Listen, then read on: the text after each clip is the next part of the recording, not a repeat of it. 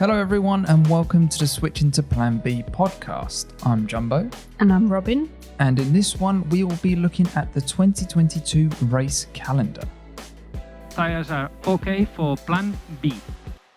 So in 2022 we have the biggest F1 race calendar in history with 23 tracks, and hopefully we can go to all of them this time because we were meant to do 23 last time and I think we only ended up doing 22 in the end. Yeah, there were some cancellations, like Japan didn't happen. Yeah, because that was Turkey, wasn't it? And then we also went to did the Red Bull Ring twice, I think, as well. Right. As a Styrian, I can't remember which one that got changed. But anyway, there were changes. Oh, probably Australia, maybe? We didn't go to Australia. No, which was disappointing. Yeah. But yeah, if we take a look, it's actually, I didn't realise, it's much closer than I thought it was. As in terms of like testing is only next month. So Yeah. testing actually starts on the 23rd to the 25th in Barcelona. Or Feb, that is. And then it's also weird because it's split, because then we go to Bahrain for the second test, which is the 10th of March to the 12th of March, which is only then a week before the first race, which is the 18th of March. Well, that's the Friday anyway. Yeah. It'll So- come up quite quickly, won't it? Yeah, it's coming around really quick. And obviously got launches and stuff not too far away as well. So it's all getting exciting, Robin. But yeah, obviously it starts in Bahrain on the 18th of March and ends in Abu Dhabi on the 20th of November. So 23 races over, what is that, 9-month period? That's quite a lot of cramming they're going to have to do, I think. Yeah, it's quite an early finish. Yeah. Normally it's like the first week of December. I'm not sure if that's just been the case for the last couple of years because of the situation the world's been in.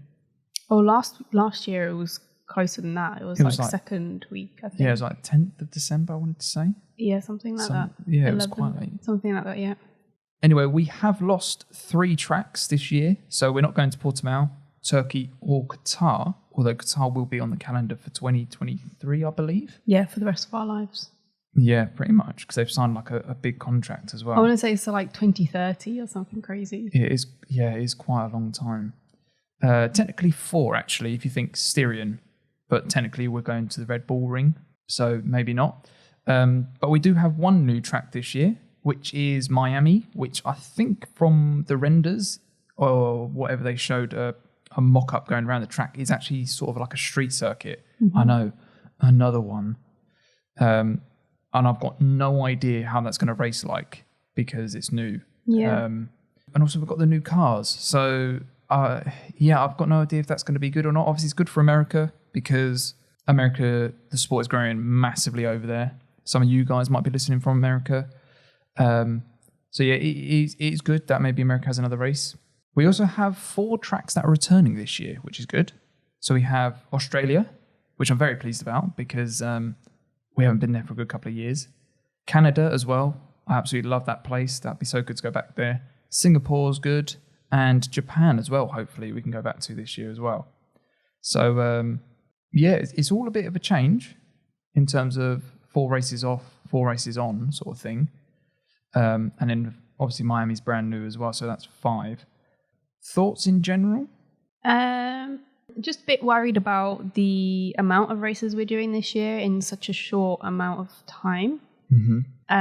Looking at it as well, we are traveling a lot, which I think is a bit unnecessary. Yeah, we go over the pond like 3 times. So it's going from like Europe to the Americas, like on 3 separate occasions. Yeah, but even if you look at Australia, then after Australia we have Italy. And it's like, but we're going to Japan and Singapore later.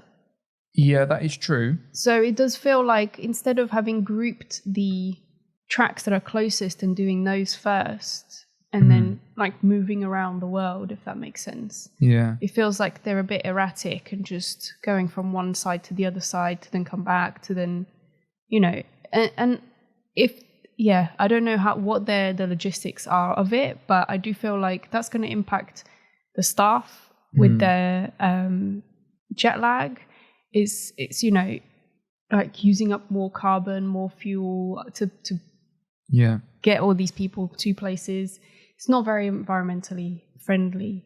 But so even on top of that, like it's a lot of time away from your family as well. Like if you're traveling a lot, like as you say, you're going to be tired. When you get in, you're going to have to recover. Then you're probably going away in a couple of days again. Like it just keeps going. I know that's part of the lifestyle, but I feel like 23's a little bit too much for me. I feel like 20, a nice round number. I don't get why we're up to 23, and it probably won't be long before we get to 25 as well. The rate it's going. And I just feel like I'm all for reaching new places and expanding the sport, but at the same time, this is people's livelihood as well. Like, you don't want a high turnover. No. Because you need a grounding like team that's going to be there, you need to know that things are going to work, as in team-wise, you know? Yeah. If there's always moving parts, then the teams aren't going to do as well. No, and you actually see with some of the broadcasters, they actually change it up. I don't remember the last couple of seasons that it's been the same broadcasting team for every race. I think Crofty's been there for nearly all the races as the commentator, but actually the broadcasting, we watch Sky, and, you know, sometimes it's Simon, sometimes it's Natalie, and like the pundits, they're on rotation as well. So it's like, well, the broadcasters aren't doing every race, but the staff and the drivers and, like, you know, the whole teams, they are doing nearly every race. So that is a proper commitment. And normally, you know, I don't know. I'm just think from a human side of it, it's a lot to deal with, 23 races, and I can only see it really getting worse. And as you say, like, they're flying different time zones, loads. Yeah. So their bodies are going to be a mess as well. Exactly. And like, you can't sustain that for a long period of time. No.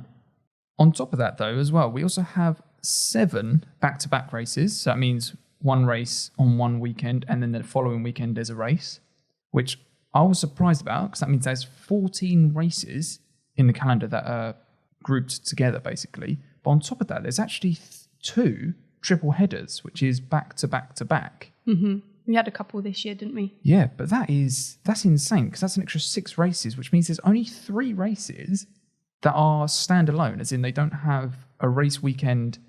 They don't have a race the weekend before or the weekend after. Mm-hmm. And that is Australia, which I assume has to do with quarantine and whatever regulations they're going, because as we saw with tennis, Novak Djokovic is very difficult to get into Australia at the moment. So I assume it's got something to do along with those. Imola, which is the race after, but it's not directly after, not the following weekend after. And then it's America, which is the race after that as well. So Miami. Yeah. So there are 3 races that are actually on their own, but they're all right at the beginning of the season, and then we cram it right at the end of the season. Yeah. So be interesting to see performance as well of drivers, of teams later in the season compared to the beginning of the season. Yeah. And the other thing I've just thought about is actually maybe they've spaced out at the beginning of the season because we've got new regs coming in this year. So the cars are changing loads. Yeah. Maybe they're thinking, we might be able to give them more time to develop it. I don't know. But they're traveling, Australia is one continent, Europe for Italy's another continent, and then the Americas is another continent. So that's 3 different continents. So maybe it's not, I don't know, but it is a bit all over the place, the calendar, I have to say. So, yeah, it'll be interesting to see how it plays out either way. So sticking with tracks though, I just wonder, do you have a favourite track or a track that you don't really like particularly? I don't think I have a favourite track. No favourite track. I think I like tracks where a lot of overtaking can be done. They're a bit more exciting. There's a couple of tracks that I like. I'll give a shout out to Spa, because I always think you always get some good racing at Spa if we can race. 2021 we'll gloss over that. But Spa's always a great track, always good racing there. But my favourite, I think, is Canada, because it's got a bit of history, which I like. You can get a bit of unpredictable weather with rain. You get a bit of a hybrid between a street track and like a classical track with grassy areas and stuff. So I feel like that kind of ticks everything you want in a racetrack. You have long straights where you can overtake, and then you've got like sort of tight, twisty chicane sort of bits. So I just think as a track, that is such a good track. So I'm very happy that we're going back there, because I think it's going to do really well, especially with these new cars. I think we're going to get some good racing there. Do you have a track that you don't like at all? Is there anything that you go, oh, that's rubbish, we shouldn't really be going there? I do, but probably get a lot of hate for saying it. Controversial. I don't like Monaco. Now, see, I don't actually think that's that controversial. You don't think so? No. Is it that they seem to like bring it up as it's the best track ever and everyone knows it? It just feels like whatever the qualifying grid positions are, that's what the great race is going to end up in. Yeah. And so to me, that's not an exciting race. No, and I feel like, especially more recently, maybe is where I've grown up a little bit. The novelty of it's kind of worn off a little bit. Like, as you say, Saturday is much more exciting because they're really pushing it and the walls are so close. Yeah. Like, that's exciting to watch. The racing, though, they can kind of just coast a little bit more because they know that their car's wide enough that no one can get past them. So, as you say, the race is basically done bar any like crazy like safety car or crazy strategy that happens in the race. Yeah, it's kind of I mean, a bit but like, that doesn't often happen, I don't think. no, and I was going to say, I don't really remember the last Monaco race when I went, oh, that was really good. So I kind of agree with that. I think Monaco is definitely one of the weaker tracks. I know the whole history, and I love the history behind Monaco, and it is amazing to see the best drivers in the world in the fastest cars on a track. You know, Monaco, that is amazing to see, but I just feel like it's not as good as it used to be in my head anymore. Right. My least favourite track, though, by quite a way, I think, is Paul Ricard in France. Now, I know we had a good race last time. I can hear people going, oh, it was a good one. But it's boring. The layout of it is all runoff. So if you make a mistake, you're not going into a wall, or you're not going to hit grass where you could like spin up the rears and like spin, or you're not going to go into a gravel track, which will slow you down. There's also like no landmarks on it. It's perfectly flat. There's no like undulation. There's no, I don't know. There's literally nothing. It's just a big slab of tarmac. It's like a car park and they just go racing around it. It's boring. And there's the other track in France that you could go into instead. Yeah, Manicourt. Yeah. Manicourt, maybe I'm just a bit biased here, but I used to play on the old F1 games like 2006 or whatever it was. And that was well good. I loved that track. And also we had some good racing there from, like, I can remember F1 earlier days. When you've got a track that's, in my opinion, much better, maybe it needs a little bit of investing, as you know, a lot of tracks probably do need to get them to get F1 going there. But in my opinion, it's much better. So yeah, for me, I think we're at the wrong French track. Speaking of Manicourt, we actually have 49 Grade 1 tracks, which we could technically go to in 27 countries. Yeah. Now, I understand that we can't go to all of them because although they've got Grade 1 certification, is what the word I'm probably looking for. To be honest, I don't know. I think it's certification. They're not really that suitable for F1. So a bit like where we went to Qatar, that's more of a MotoGP track. Although it was all right, it wasn't like amazing. And also some of them probably need a bit more investing just to be able to host F1 because they need a lot of hospitality and, you know, the paddock pass and all of that sort of stuff. But yeah, we could do more tracks than we currently do. As in, what I mean is we don't have to keep going to Monaco or we don't have to keep going to Paul Ricard or whatever track you don't really like. We don't have to go to them all the time. We could rotate the calendar a bit more. But most importantly, I thought there are ones that aren't in Europe that we probably should go to because now I like the European circuit in F1, but it is so heavily European based that it's a bit ridiculous. It is. There's actually this year we're going to 12 European tracks with 2 in Asia, 3 in UAE, 5 in the US. I've counted that like Americas, and Canada and Mexico and, you know, that whole continent side of it. 1 in Australia, because Australia is its own little thing, bless it. Yeah. So that's... So over half of it is in Europe. Yeah, over half. The closest one is if you count the whole of the Americas that have 5. Yeah. Which is... it is crazy how dominant it is. And even just looking at some of the non-European ones we could go to, that we're not even going to this year. So China, we used to go there. We don't currently do that. I don't know if that's because of the thing that's happened over the last couple of years. India, again, we used to go there. Yeah. Kuwait, again, that's another UAE one, I think. Yeah. Malaysia, Sepang, what a circuit. Mm-hmm. I don't know why we don't go there anymore. Also, crazy weather. You can get like a monsoon all of a sudden during the Grand Prix, which is quite fun to see. Qatar, we did go to, but we could go there again. South Korea, again, we've been there before. And also Thailand. Now, I think Thailand would need a bit of work, but we've got Alex Albon on the grid again. We do, yeah. We should really be going to... I always think you should really have a home race on your circuit, especially if you've got a country that can do it. And yeah, I just think, we should really be going more over the world than just in Europe, in my opinion. And also it means that you can then start to develop a audience there and potentially get drivers coming from that country as well. So then it is becoming more of a global sport as opposed to being more of a European-based sport. Yeah. And as someone that is based in Europe, I wouldn't mind watching races at different time zones because I love the sport. As long as I can watch it, I will get up at like 3 o'clock in the morning to watch a race. Yeah. I don't really mind that. I know some people can't do that, but also in today's day and age, they could do reruns on TV or on social media, or we've got highlights, There's no reason for me why we can't go to more countries. Yeah. I'm touching on what you said about the races. There's also a couple of grade 2 listed tracks that I think would be interesting to try and bring up. Yeah. We've got Argentina. Yeah. One of them. F1 used to race there. And then there's also Africa. Yeah. So we've got South Africa and we've got Morocco. Yeah. And that's the continent that F1 hasn't touched on yet. Yeah. It's mad to think it's a global sport, but we don't go to a whole continent. I know. And it's like, why? Yeah. Like, I think Morocco's even in the same time zone as us in the UK.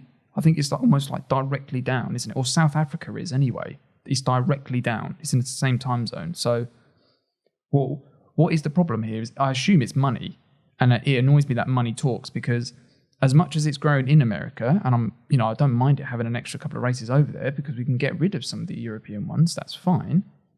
But we're missing a whole continent, as I've said. Like, there's literally no reason. And like, you could imagine the global audience, or imagine how big an audience you could get in Africa. And like, you might not see a return on that if F1 helped them get some of the tracks up to spec. You might not see that for the first 5 years. But imagine the growth you could get. The potential growth is insane there. And I just think it would be so good to get that. And I think you're then diversifying it more. Yeah. You're then broadening it to so many more people. You're bringing it into it. Instead of it being like, I think F1 is one of those sports that is more like it's a rich white man's sport. And it needs to start developing to lose that title. Yeah. It needs to be it's a motorsport rather than the demographic of people that they're targeting, if that makes sense. And I get that getting into motorsport is hard, like, it's a lot of money. Like, I would have loved to have done it, but it's so much money. But in today's day and age, you can watch it on your mobile, you can watch it on the internet, you can buy a wheel for your games console, and you can do sim racing that way, which is much cheaper, and you can get into it, and you can kind of get things going. And then maybe sponsors might come in and sponsor someone like that. So, I just feel like we're missing a massive demographic, and I genuinely don't understand why. It'd be great if someone knew why we don't go there, or is it literally just money? They don't see money there at the moment. I'd bet on money. Yeah. Is they don't see that they'd get any money from it. But what F1 and Liberty Media have done for America, they could easily do for Africa. In terms America of, pump a lot of money into their sports, though. You can see that if it becomes big, that they will get a lot of money from them. Yeah, and I mean, I'm not saying that they're doing anything wrong with getting America in. I think America is a good audience to hit. Yeah. But I just feel like there's possibly an even bigger audience in Africa that we're not hitting enough. And even Far East as well. We probably should have more Asian-based races. India as well. There's probably a massive demographic that we could hit there. Yeah. We've had Indian drivers before. So I just feel like as a global sport, we could be doing more. We could be visiting more countries. And I'm not saying we need to put them in more races in, because as we said, I think 23 is probably pushing it. You're starting to get to a limit where I think we might not be doing the best. The teams might not be doing the best they could at every race as well. But maybe have like a set amount of Europe races, set amount of Asian races, set amount of America's races, and then you just rotate. Yeah, and what happens with that? So let's say we don't go to Silverstone every year. You're going to get the demand to go to Silverstone is going to be so much higher if it's biannual that people, you might even be able to, it sounds a bit mean, but you might even be able to inflate the prices a little bit because there's more demand for it. And when there's demand, the prices go up. So you're not only going to countries that, you might be able to get an audience, but we get to see new tracks, which is more exciting than just seeing the same old tracks each year. Yeah. You then get a higher demand for it, which obviously boosts prices. You then got like more sponsorship then comes in because there's more people watching it. It's like, I don't know, if money is the ultimate goal, there's better ways for utilize it that you can get everyone happy. We can hit more countries, we can get a bigger audience, brings in more money. Yeah. And things like that. And like, I just feel like we could be doing so much more. Mm-hmm. A couple of other tracks that I thought were quite interesting on there, and I know these are European based, but I still feel like we could rotate the European tracks as well, as I was saying. So like, we do have, I believe it's called the Kimi Ring in Finland. Yes, but it's not spelt the same as Kimi Räikkönen. It's spelt K-I-M-Y. Yeah, it's spelt with a Y. I believe it's after the river. It's not after the legend that is Kimi Räikkönen, sadly. Although I wouldn't mind starting a petition to change it for Kimi Räikkönen. For Kimi Räikkönen. Obviously, you mentioned Manicourt earlier in France. Germany doesn't even have any races at the moment, which I think is ludicrous. Obviously, we have Hockenheim and Nürburgring. Both amazing tracks, weren't we there? Mugello, I thought, in Italy as well. Mm-hmm. Not that I think Italy needs another one currently, but, we could throw in Mugello there. Year. Yeah. Fuji Speedway in Japan. Mm-hmm. I like Suzuka, but again, Fuji Speedway is a great track. And then in Portugal, we have Portimao and Estoril. Yeah. So, there's also another country that we're not currently going to at the moment that we could easily go to. So, yeah, I think that's a little bit of a touch on just the calendar in general. I'm fairly happy with the tracks we are going to. I can't complain too much, but I just would like to see it be a bit more diverse going forward. Hopefully. Yeah. I'm looking forward to seeing Singapore and Japan. Yeah. And as I say, going back to places like Australia and Canada, just tracks that I think, and I know there's big audiences there, that it's just like, it'll just be good for everyone to get there. Yeah. Again, and just be like, okay, maybe a bit of normality, and hopefully, fingers crossed, we don't have any disruptions to this calendar. No. And if we do, maybe we can go somewhere where we haven't been before instead. But I highly doubt it. But if we can have this conversation on a podcast and maybe people hear it, maybe then they'll start discussing it to other ones, and maybe bigger media channels will actually start talking about things like this, like, why aren't we in Africa? Why aren't we going to? Why is it so European based? Like, is it fair on all the fans that are in Australia that have to get up at 3:00 just to watch a race on a Monday morning or something? Do you see what I mean? I just feel like, I don't mind just sharing the load a little bit here. Like, I'm a fan as well. Like, it's very biased towards us, but and technically we shouldn't be complaining, but I think it would be better for the sport if we do. Yeah, and I think it's important because it is beneficial for us that most races are our time, that we are the ones that are almost complaining about it. Because it's all well and good someone in Australia complaining about it, or the Americans complaining about it, but, we're actually someone that's benefited from this, but I think it's wrong. So, yeah. Sorry, that got very political at parts in this podcast today. But I do think it's something that needed to be said. And there's some interesting points as well, I think. Just something that you might not notice. Yeah. If you enjoyed the podcast, leave a like or a comment on YouTube or Apple Podcast or anywhere you can leave a comment. Let us know what you think. Let us know where you would like to go to see the races. Mm-hmm. Which are your favourite tracks? That would also be an interesting one to hear. Yeah, and if you've got any questions for us that you'd like us to answer in these podcasts, again, let us know. We are on Spotify, Apple Music, YouTube, Amazon. I think we're on Amazon as well, aren't we? We are, yeah. And we're also on our own website as well, which is crazy. If you can't listen to it anywhere else, you can listen to it on our website. Yeah, so go and check those out if you want to listen to your podcast. Anywhere you listen to your podcast, basically. Yeah. That's where you should be able to listen to us now, which is pretty cool. And if we're not there, let us know and we'll add it in. Yeah. Yeah, I think that's going to wrap it up. So have a good week, everyone, and we'll see you in the next episode. Yeah, see ya. Take care. tires are okay for plan B.